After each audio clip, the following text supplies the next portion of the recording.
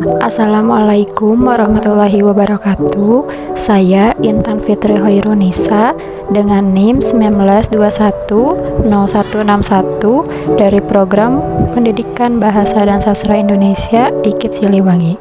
Di sini saya membuat bahan ajar mengenai teks prosedur kelas 7. Di sini ada kompetensi dasar dan indikator. Kompetensi dasar yang pertama yaitu ada 3.6, menelaah struktur dan aspek kebahasaan teks prosedur tentang cara melakukan sesuatu dan cara membuat dari berbagai sumber yang dibaca dan didengar.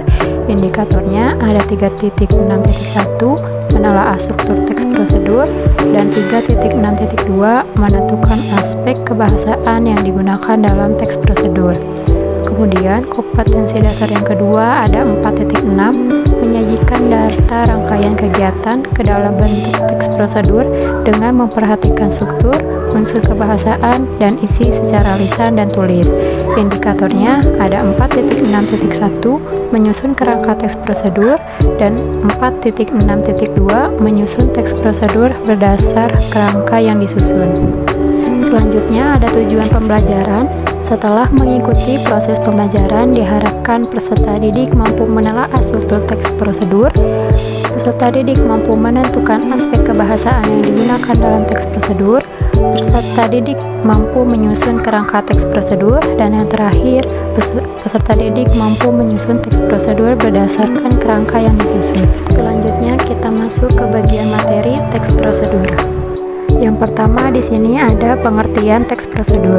Teks prosedur adalah langkah-langkah suatu aktivitas atau kegiatan untuk menyelesaikan suatu pekerjaan. Teks prosedur ini dibutuhkan sebagai panduan bagi seseorang dalam membuat atau menyusun sesuatu. Selanjutnya ada struktur teks prosedur. Di sini ada 4. Yang pertama ada tujuan. Pada awal pembuatan teks prosedur, penulis biasanya memberikan penjelasan terkait tujuan dalam penyusunan teks prosedur. Hal ini juga bisa menginformasikan hasil akhir yang akan dicapai. Yang kedua ada material, merupakan hal-hal apa saja yang perlu dipersiapkan dan yang dibutuhkan dalam pelaksanaan atau pembuatan kegiatan tersebut. Bagian ini berisi informasi tentang alat atau bahan yang dibutuhkan dalam pelaksanaan kegiatan. Yang ketiga ada langkah-langkah. Bagian ini menjelaskan tentang proses atau tahapan yang harus dilakukan demi mendapatkan hasil maksimal sesuai dengan tujuan dari teks prosedur. Langkah-langkah yang dibuat harus secara berurutan. Selain itu, susunannya harus logis, sistematis, dan mudah dipahami oleh pembaca. Dan yang terakhir, ada penegasan ulang atau kesimpulan. Bagian terakhir ini menjelaskan tentang simpulan dari suatu prosedur yang telah dilakukan.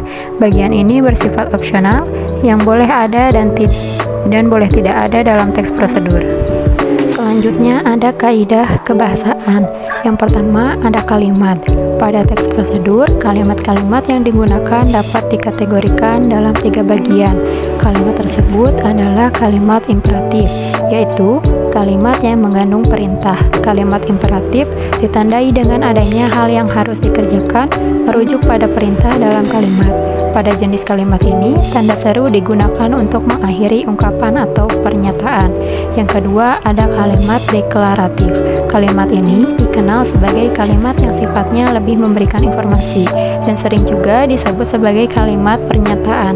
Kalimat ini tanda baca titik digunakan untuk mengakhiri kalimat tersebut. Dan yang terakhir ada kalimat interrogatif. Kalimat ini digunakan untuk mencari informasi dengan memberi pertanyaan. Oleh karena itu, di akhir kalimat interrogatif diberikan tanda baca tanda tanya.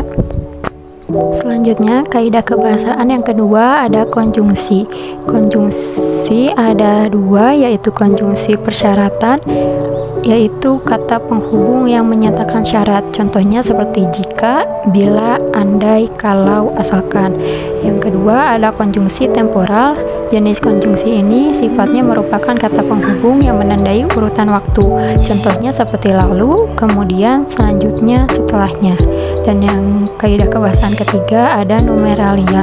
Numeralia dalam teks prosedur merupakan pilihan yang bisa digunakan selain menggunakan konjungsi. Sumeralia merupakan kata bilangan yang digunakan untuk mengurutkan langkah-langkah dalam teks prosedur, misalkan pertama, kedua, ketiga, dan seterusnya. Kaidah kebahasaan selanjutnya ada pronomina. Yang pertama ada pronomina petunjuk, kata ganti untuk menggantikan benda, contohnya ini, itu, tersebut. Selanjutnya ada pronomina persona, yaitu kata ganti untuk menggantikan orang. Pada pronomina persona bagi kata ganti untuk orang tunggal, contohnya Anda, saya, kamu. Sedangkan untuk orang jamak, contohnya kita, kalian. Selanjutnya ada verba. Yang pertama ada verba material, kata kerja berimbuhan yang mengacu pada sebuah tindakan atau perbuatan yang dilakukan secara fisik. Contohnya mengupas, mengiris, memaku, memotong, dan lain sebagainya. Dan selanjutnya ada verba tingkah laku, kata kerja yang ditunjukkan lewat ungkapan. Verba ini juga dipahami sebagai kata kerja yang tidak tampak aktivitasnya. Contohnya menyukai, berpikir, dan menyetujui. Selanjutnya di sini ada tugas untuk peserta didik, yaitu membuat nasi goreng spesial menggunakan struktur dan kalimat perintah. Contohnya seperti ini, nasi goreng spesial. Yang pertama ada bahan-bahan, yaitu ada nasi putih 2-3 piring sesuai selera, 1 potong bagian ayam suwir, 1 helai daun bawang, 1 sendok teh garam, setengah sendok teh gula pasir, 2 butir telur ayam, 2 sendok makan minyak goreng, 3 sendok makan kecap asin, 3 buah bakso.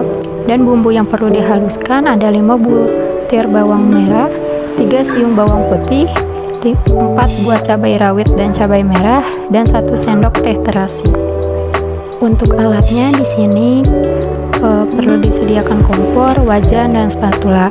Dan langkah-langkahnya yang pertama, tuangkan minyak goreng ke dalam wajan dan nyalakan kompor dengan api kecil.